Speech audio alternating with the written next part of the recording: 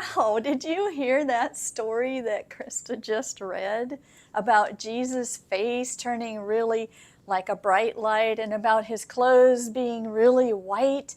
And there was this bright cloud that surrounded them, and they could actually see people that they knew had been dead for a long time, and Jesus was talking to them?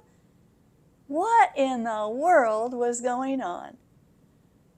It's a hard thing for adults to understand, so I know it's going to be hard for children. So I've thought a lot about it, and my conclusion is that was just Jesus' godness coming out. And we have a word for that in the church. It's a churchy word. It's transfiguration. Figuration just means what something looks like, and trans means something is changing. So for a few moments at least, the way Jesus looked changed. And Peter, James, and John were there, and of course, what would they be feeling? But amazement and surprise and wonder and maybe a little bit of fear. So they didn't know what to do. And Jesus said, "Don't worry about it, guys.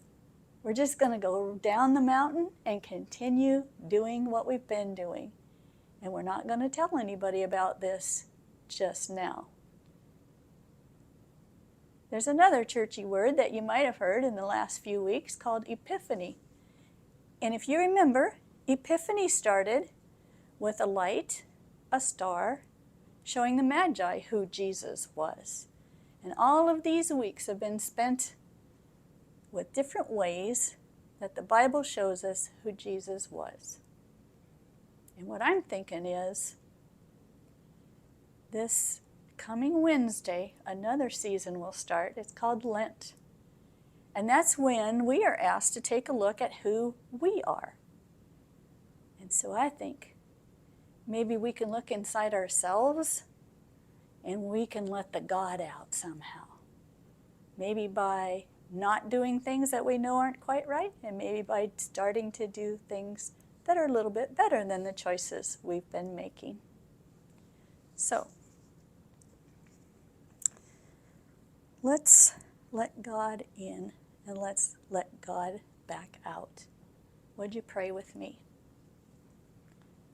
Jesus, can you help us remember to be more like you?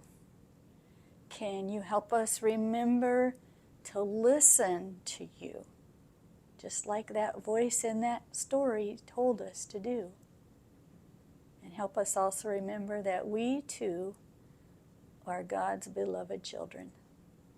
Amen.